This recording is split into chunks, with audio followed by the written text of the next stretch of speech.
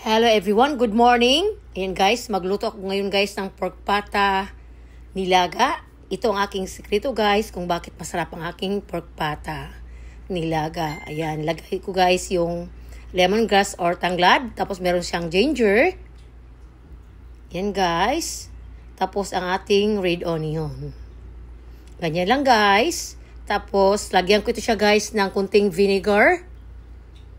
Para pampasarap guys. Yan ang isa sa secret guys kung bakit masarap ang aking lutong nilagang pork nilaga or pork pata nilaga. Ayan guys, lagyan ko siya guys ng kunting liquid nor seasoning. Pero mamaya pa na, unya pa na ako ni siya guys, butangan og tubig. Pakuluan ko muna yun guys. Tapos ito ang aking sangkap guys.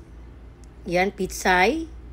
Pitsay na Tagalog. Tapos meron siyang sweet corn, squash, at saka red bell pepper.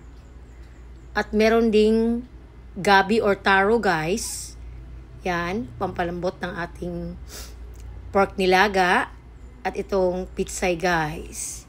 Ito guys ang aking mga sangkap para sa aking pork nilaga. Ayan na guys, nilagyan ko siya ng tubig para palambutin natin guys. Tapos lagay ko na rin yung sweet corn para palambutin natin guys ang ating pork pata.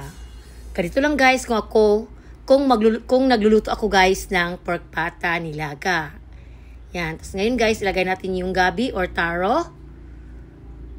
Yan. Malaki ang hiwa guys kasi ito guys ang aking kanin. Yan. Hindi ako kakain ng rice. Yan lang gabi ang kakainin ko guys. Ganyan lang ako guys magluto ng pork nilaga or pork pata nilaga. Ganyan lang guys, pero grabe guys. Super yummy. And na guys, lagay natin ang squash at ang red bell pepper. Dapat guys, ianam-anam lang pagbutang ang mga vegetables para dili siya malata or ma-overcook. Kasi pangit din guys kung ma-overcook ang vegetables. Dapat sakto lang siya guys. Sakto lang sa lambot. Tapos yung meat, dapat malambot yung pork. Kasi mas lalong masarap guys pag malambot ang pork. Yan, sabaw pa lang nito guys. Lami ni Jugay siya mga lalabs. Yan, ganito lang ako guys. Pero masama ngayon akong pakiramdam guys. Oy, sobrang init ba? Parang may guys, lagnat. Ay na guys, lagay ko na yung pitsay na Tagalog.